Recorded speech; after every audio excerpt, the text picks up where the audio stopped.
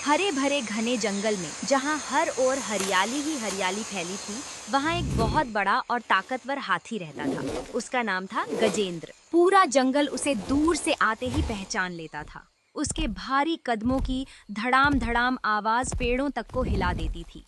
गजेंद्र को अपनी ताकत पर बड़ा घमंड था। उसे लगता था कि दुनिया में कोई उसका मुकाबला नहीं कर सकता।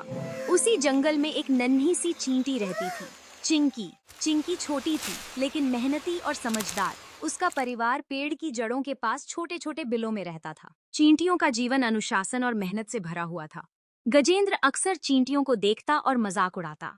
अरे, ये नन्हे नन्हे कीड़े भी जी रहे हैं। इन्हें देखो, जरा सा दाना उठाने के लिए इतनी मशक्कत करते हैं। अगर मेरे जैसे मजबूत होते तो जिंदगी मजे में कटती। चिंकी ने कई बार सोचा कि हाथी को समझाए, लेकिन फिर मुस्कुराकर चुप रह जाती। उसे मालूम था कि घमंड का जवाब समय ही देता है। लेकिन एक दिन कुछ ऐसा हुआ जिसने हाथी और चींटी के रिश्ते को बदल दिया। उस दिन गजेंद्र पानी पीने तालाब गया। धूप तेज थी, तो उसने तालाब के किनारे मिट्टी में लेटकर अपने शरीर पर ठंडी मिट्टी मल ली। मजे में आकर उसने तालाब के पास खेल रही चींटियों के घरों पर भारी पैर मार दिए। छोटे छोटे बिल टूट गए, कई चींटियां घायल हो गईं। चिंकी भागकर बोली, गजेंद्र भाई, ये क्या किया? ये हमारे घर थे। गजेंद्र ने हंसते हुए कहा, अरे छोटी, तुम्हारे घर मेरे पैरों के नीचे कुछ नहीं। ये सब तो ऐसे ही टूट जाते हैं। तुम इतनी कमजोर हो, तुम्हारी औकात ही क्या है?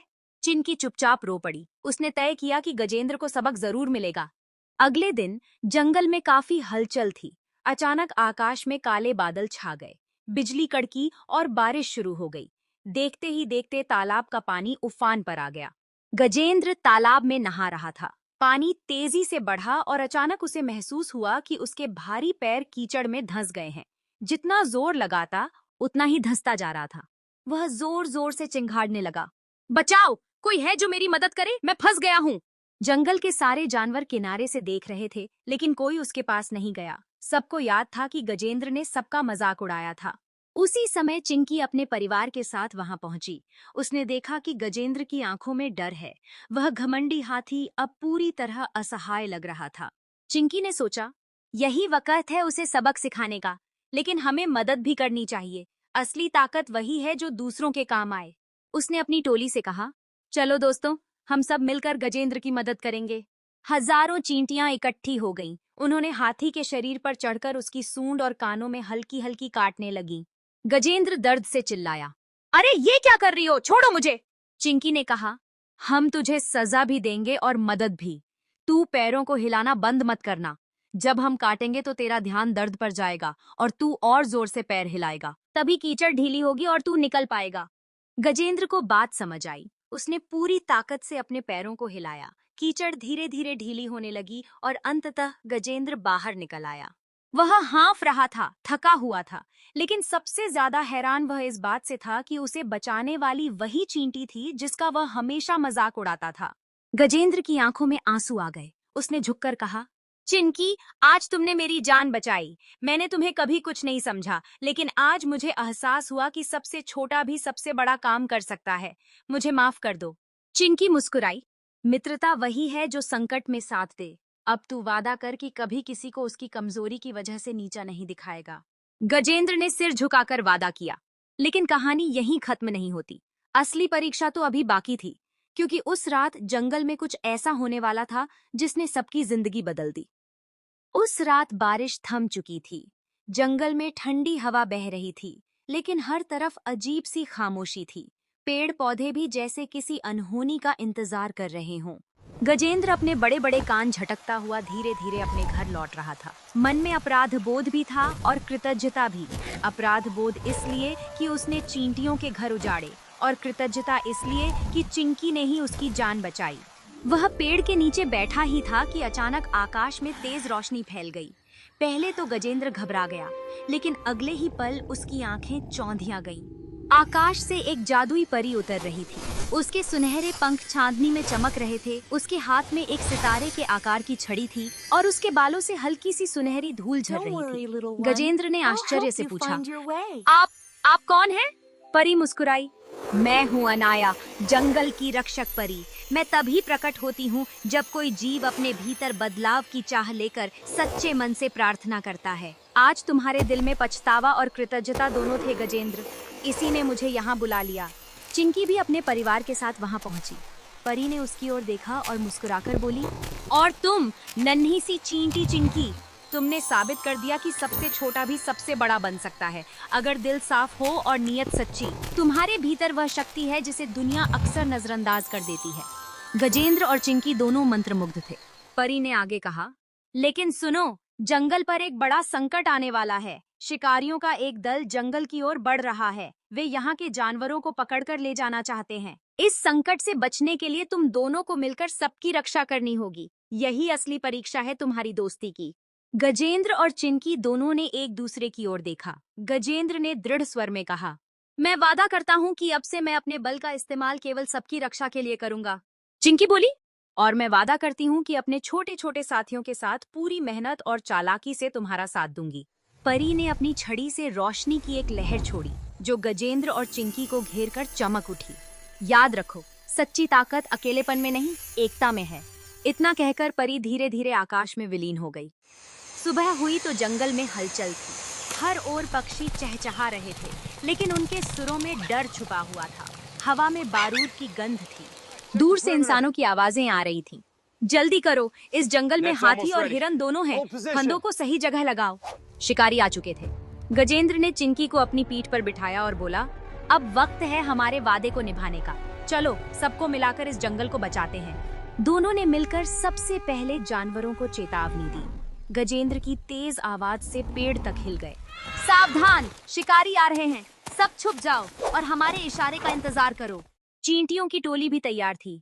चिंकी ने अपनी सेना को आदेश दिया, दोस्तों, हमें जाल और फंदों को बेकार करना है। हर रस्सी, हर जाल को कुतर डालो ताकि शिकारी नाकाम हो जाए। हजारों चींटियां दौड़ पड़ीं। वे फंदों की रस्सियों को काटने लगीं। वहीं गजेंद्र ने अपनी सूंड और पैरों से कई जाल कुचल डाले। लेकिन शिकारी चालाक थे। उन्होंने गजेंद्र को देख लिया और बोले, वो रहा बड़ा हाथी, इसी को पकड़ेंगे, इसकी बहुत कीमत मिलेगी। उन्होंने जलते हुए मशालें उठाईं और शोर मचाते हुए गजेंद्र की ओर दौड़े। गजेंद्र ने गरजकर चिंकी से कहा, अब तुम्हारी बारी है छोटी बहन। चिंकी ने तुरंत अपनी सेना को इशारा दिया।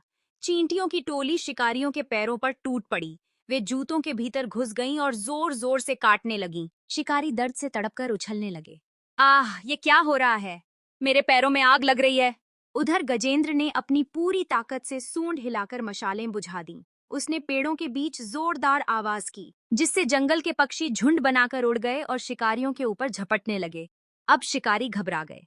उन्हें समझ आ गया कि इस जंगल में इंसान की चालाकी नहीं, बल्कि जानवरों की एकता काम आएगी। वे सब भाग खड़े हुए। पूरा जंगल तालियों की तरह दहाड़ और चहचहाहट से गूंज उठा। हर जानवर गजेंद्र और चिंकी की जय जयकार कर रहा था। गजेंद्र ने नम्र होकर कहा, आज अगर तुम न होती चिंकी, तो मैं शिकारियों के जाल में फंस जाता। तुम्हारी मेहनत और समझदारी ने हम सबकी रक्षा की है।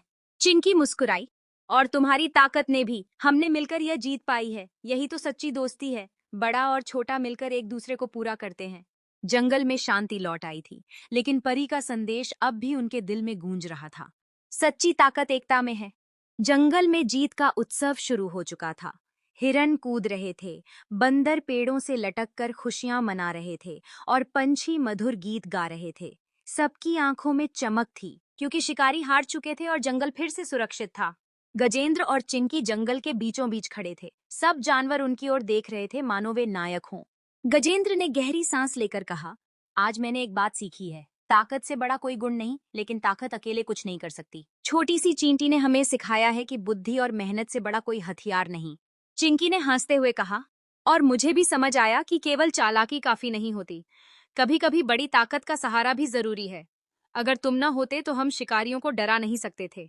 उनकी बातें सुनकर सब जानवरों ने ताली जैसी आवाज निकाली। बंदर शाखाएं बजाने लगे, पक्षियों ने पंख फड़फड़ाए और हाथी की टोली ने जोरदार चिंगाड़ की। तभी अचानक आसमान से फिर वही सुनहरी रोशनी उतरी। परी अनाया दोबारा प्रकट हुई। उसकी मुस्कान में गर्व झलक रहा था।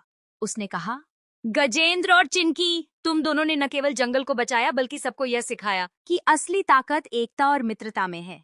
आज से तुम दोनों जंगल के रक्षक कहलाओगे। इतना कहकर उसने अपनी जादुई छड़ी लहराई। उसी क्षण गजेंद्र के माथे पर एक चमकता हुआ नीला रत्न प्रकट हो गया और चिंकी के पंखों पर सुनहरी आभा झिलमिलाने लगी। परी बोली, गजेंद्र, यह रत्न तुम्हें याद दिलाएगा कि तुम्हारी ताकत सबकी रक्षा के लिए है।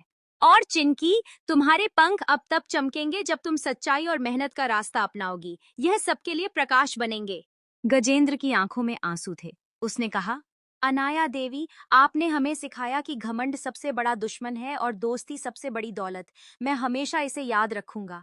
चिंकी बोली, और मैं भी। अब कोई छोटा या बड़ा नहीं रहेगा, हम सब मिलकर रहेंगे। परी ने आशीर्वाद दिया और धीरे धीरे आसमान में विलीन हो गई। दिन बीतते गए। अब जंगल में गजेंद्र और चिंकी की दोस्ती मिसाल बन गई थी। जब भी कोई जानवर मुसीबत में होता, गजेंद्र अपनी ताकत से मदद करता और चिंकी अपनी बुद्धि से। एक बार नदी का बांध टूट गया और पानी चारों ओर फैलने लगा। गजेंद्र ने अपनी सूंड से रास्ता बदल दिया और चिंकी की टोली ने मिट्टी को मजबूती देकर बांध को थाम लिया। दूसरी बार जब आग लगी, चिंकी और उसकी सेना ने पत्तियां काटकर गजेंद्र की मदद की और उसने अपनी ताकत से पेड़ों को तोड़कर आग को फैलने से रोका। धीरे धीरे छोटे बड़े का फर्क जंगल से मिट गया। हर कोई जानता था कि अगर मिलकर रहें तो कोई ताकत उन्हें हरा नहीं सकती। एक शाम जब सूरज ढल रहा था और आसमान सुनहरा हो रहा था, गजेंद्र तालाब के किनारे खड़ा था। चिंकी उसकी सूंड पर बैठी थी। हवा में शांति थी। गजेंद्र ने धीमे स्वर में कहा, चिंकी, अगर उस दिन तुमने मुझे नहीं बचाया होता तो शायद मैं आज जिंदा भी नहीं होता। तुम सिर्फ मेरी दोस्त नहीं, मेरी बहन हो। चिंकी की आंखें नम हो गईं। उसने कहा, और तुम मेरे रक्षक हो। हम दोनों अलग अलग हैं लेकिन मिलकर सबसे मजबूत हैं। यही तो असली दोस्ती है। तभी तालाब के पानी पर हल्की सी सुनहरी चमक उभरी, जैसे परी अनाया कहीं से मुस्कुराते हुए उन्हें देख रही हो। जंगल फिर गूंज उठा। पंछियों के गीत, बंदरों की किलकारियां, हिरणों की छलांगे और हाथियों की दहाड़। अब यह जंगल सिर्फ एक जगह नहीं था, बल्कि दोस्ती, सहयोग और प्रेम का प्रतीक बन चुका था।